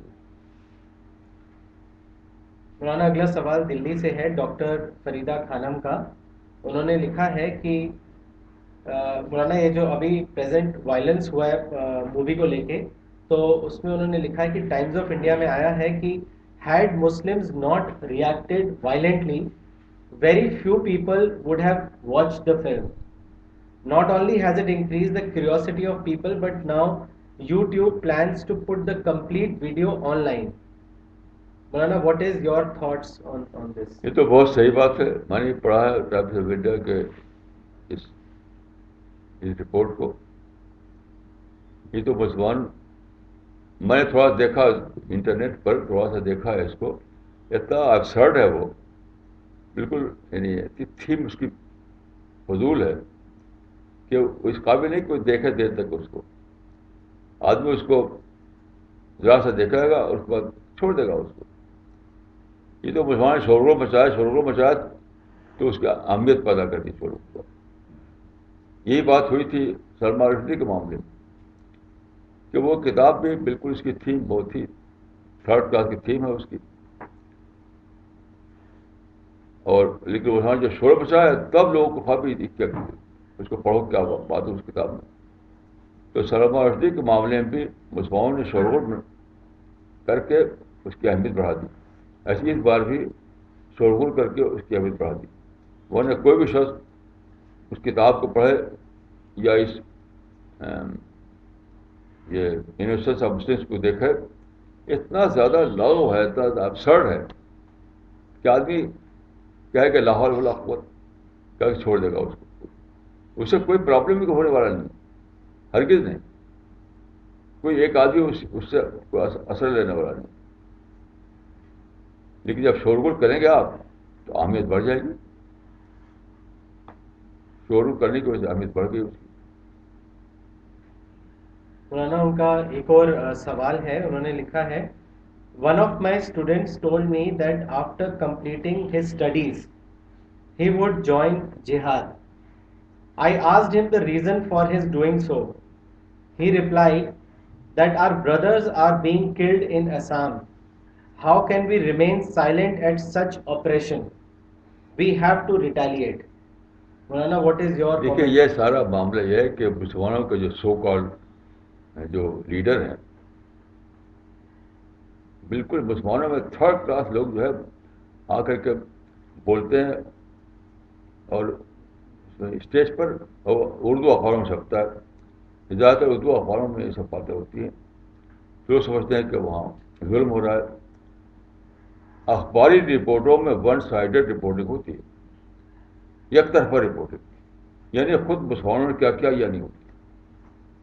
میں اس کی ایک مثال دیتا ہوں کہ برما میں آپ انٹرنیٹ سے چیک کر لیجیے کہ برما میں مشہور ہے کہ برما میں ظلم ہو رہا، مسلمانوں کو مار رہے ہیں.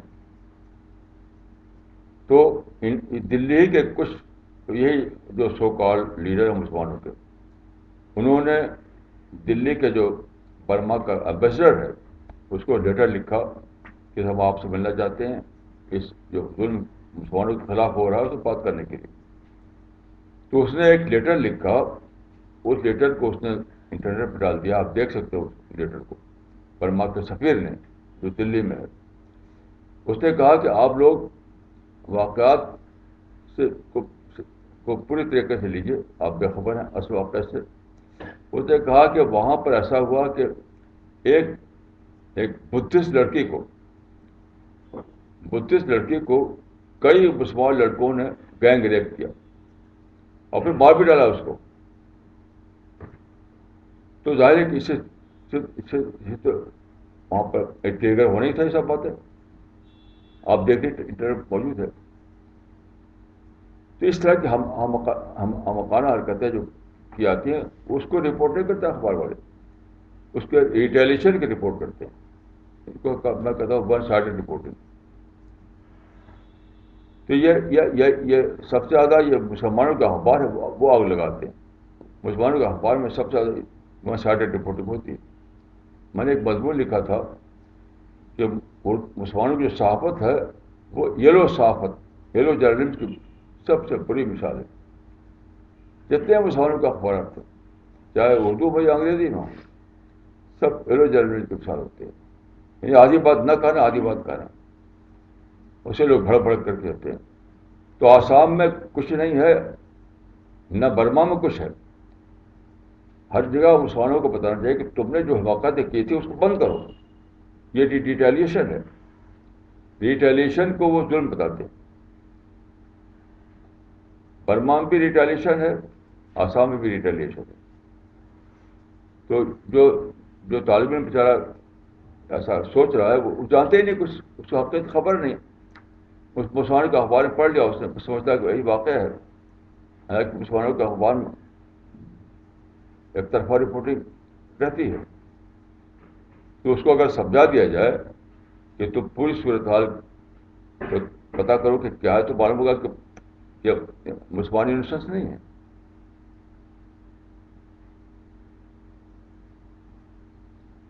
یعنی مسلمانوں کا کو انسٹنٹ دکھاتے ہیں سارے اردو اخبارات، اور مسلمانوں کے انگریزی اخبار اردو اخبار جتنے ہیں مسلمانوں کو انسٹنٹ دکھاتے ہیں، معصوم بالکل.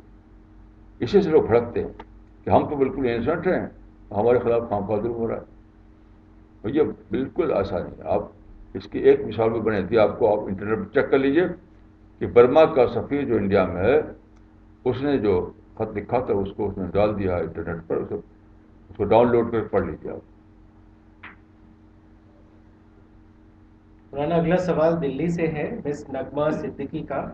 انہوں نے آپ سے پوچھا ہے کہ how can be avoid emotional thinking and develop objective thinking. بھائی آپ رزلٹ کو دیکھنا پڑے گا. ایموشنل اپروچ یا ایموشنل تھنکنگ کا رزلٹ ہمیشہ الٹا ہوتا ہے. کبھی بھی ایسا نہیں ہو سکتا کہ آدمی یعنی جذبات میں آ کر کوئی کارروائی کرے اور اس کا اچھا رزلٹ نکلے. ایسا کبھی ہوا نہیں، نہ ہو سکتا ہے. تو آدمی اپنی عقل کو استعمال کرے کہ جب جذباتی کارروائی کا رزلٹ الٹا نکلتا ہے تو ہم کیوں جذباتی بنے. تو آپ سوچ سے ہی اپنے جذبات کو کنٹرول کر سکتے ہیں، سوچ سے. اور سوچ کو یعنی سوچ ہونا چاہیے رزلٹ کو لے کر کے، رزلٹ کو لے کر سوچنا چاہیے. یہ نہیں کہ بس یعنی کوئی واقعہ سنا اور بھڑک کر کے لگے کارروائی کرنے. In every situation you have to see the result. جب بھی آدمی رزلٹ کو لے کر سوچے گا تو پیسیفائی ہو جائے گا. مولانا اگلا سوال دلی سے ہے محمد انس صاحب کا. انہوں نے لکھا ہے مولانا 2 دن پہلے غازی آباد کے پاس منصوری گاؤں میں ریلوے اسٹیشن پر قرآن کی بے ادبی کی گئی تو لوگ پولیس اسٹیشن رپورٹ درج کرانے کے لیے گئے. پولیس کے رپورٹ درج نہ کرنے پر مسلمانوں نے پولیس اسٹیشن میں توڑ پھوڑ کر کے آگ لگا دی اور اب وہاں کرفیو لگا ہوا ہے اور کچھ لوگ مارے بھی گئے ہیں. مولانا قرآن کی بے ادبی ہونے پر وہاں پر جو لوگ ہنگامہ کر رہے ہیں اس کا اسلام سے کوئی تعلق ہے یا نہیں؟ مولانا لوگوں کو کیا کرنا چاہیے اور کیا نہیں، اس کے بارے میں ایڈوائز کریں. دیکھیے یہ اس کا اسلام سے کوئی بھی تعلق نہیں ہے، یہ تو ایک شیطانی فعل ہے. اور دیکھیے ایک بات میں عرض کروں، آپ ہر کیس میں جا کر تحقیق کر لیجیے. بے ادبی نہیں ہوتی ہے، بے ادبی کی افواہ ہوتی ہے، رومر، جسے کہتے ہیں گستاخی. بے ادبی وہ ہرگز نہ تو گستاخی ہوتی ہے نہ بے ادبی ہوتی ہے، وہ ریبر ہوتی ہے، صرف افواہ ہوتی ہے. بس ریبر کو سنا اور دوڑ پڑے. آپ جا کے وہاں دیکھیے ایک آدمی نے بھی جا کے تحقیق نہیں کیا ہوا کیا. کوئی بھی بے ادبی نہیں ہوئی تھی، بس ریور اڑ گئی. بس اس کے بعد بھڑک کہ لڑنے کے لیے کھڑے ہو گئے. جتنے بھی واقعات ہیں ادھر کے سب ریور پر ہوتے ہیں. اور قرآن میں صاف بتایا گیا ہے کہ ریومر سن کر کے ایکشن نہ لو. قرآن میں ایک آیت ہے اذا جاءکم فاسقٌ بنبأ فتبینوا. یہ آیت اتری تھی، ایک واقعہ پیش آیا تھا. ایک صحابی کو رسول اللہ صلی اللہ علیہ وسلم نے بھیجا وہاں کا حاکم بنا کر کے. غالباً یمن کا واقعہ ہے. یہ سب کہاں کا واقعہ ہے؟ یمن کا کہاں کا؟ تو وہ جب وہاں پہنچے یعنی سرحد پر، تو وہاں بہت سے لوگ اکٹھا ہو گئے تھے. تو انہوں نے سمجھا کہ مجھ کو مارنے کے لیے آئے ہیں، تو واپس آ گئے. وہ یعنی بستی میں گئے نہیں وہ. اور اگر اس بات شکایت کی کہ وہاں تو وہ لوگ مجھے مارنے پر تل گئے تھے. تو رسول اللہ نے اس پہ کوئی اقدام نہیں کیا. پتہ کیا تو معلومات کو تو ریسیو کرنے کے لیے آئے تھے. وہ بیچارے آئے تھے کہ رسول اللہ کا آدمی آیا ہوا ہے, چلو اس کو ریسیو کرتے ہیں, اور انہوں نے سمجھا کہ مجھے مارنے کے لیے آئے ہیں. تو جب آپ تحقیق کریں گے تو پتہ چلے گا کہ بات کچھ تھی, بات کچھ باندھی گئی. وہ کچھ نہ بے ادبی ہوتی ہے نہ گستاخی ہوتی ہے, ایک ریوبر ہوتی ہے, ریوبر پر دوڑ پڑتے ہیں. اب کیا کریں مسلمانوں میں اللہ کا ڈر نہیں. بیسک بات ہے لوگوں کو اللہ کا ڈر نہیں, بے خوف ہو گئے, بے خوف, بالکل ڈھیٹ ہو گئے. اور انڈیا میں چونکہ آزادی ہے تو اس سے حرکتیں ہوتی ہے. اگر یہاں ڈکٹیٹرشپ ہوتی ہے تو کچھ نہ ہوتا. جیسے سعودی عرب میں سب نہیں کرتے ہیں, لوگ جانتے ہیں کہ وہاں پر تو معمولی بات پکڑ کے جیل میں بند کر دیں گے. وہاں سب نہیں ہوتا. یہ سب آزادی کو بھی سوز کر رہے ہیں مسلمان یہاں. نہ کوئی بے ادبی ہوئی ہے نہ کچھ ہوا, یہ سب ریور تھی جس پر اتنا بڑا گاؤں کھڑا ہوا, اور بلا شبہ اس کا اسلام سے کوئی تعلق نہیں. مولانا اگلا سوال رائے پور سے آیا ہے, ادریس صاحب کا. انہوں نے لکھا ہے, for social and cultural programmes organised in neighbourhoods for Ganesh Utsav, is it okay to contribute donations with intention of promoting good will, social harmony and تالیف قلب؟ Kindly advise. دیکھیے اس پر کوئی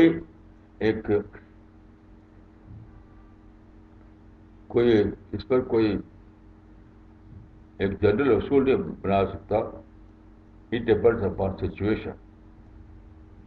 جہاں پیش آ رہی صورتحال وہاں پر آپ دیکھیے کہ آپ کی آپشن کس دو کے بیچ میں ہے. تو لیسر ایول اور گریٹر ایول کا درمیان آپشن ہوتا ہے. تو جو چیز آپ کو لیسر ایول لگے اس کا آپشن لے لیجیے. رائٹ اور رانگ کے درمیان آپشن نہیں ہوتا ہے. لیسر ایول اور گریٹر ایول کے درمیان آپشن ہوتا ہے. تو یہاں بیٹھ کر ہم کچھ نہیں کر سکتے. جو آدمی وہاں پر موقع پر موجود ہے وہی فیصلہ کر سکتا ہے کہ کون سا لیسر ایول ہے, کون سا گریٹر ایول ہے. Okay, we will end the session now. Thank you. کوئی شادی ایک گلاس پانی, وہ ٹھنڈا پانی.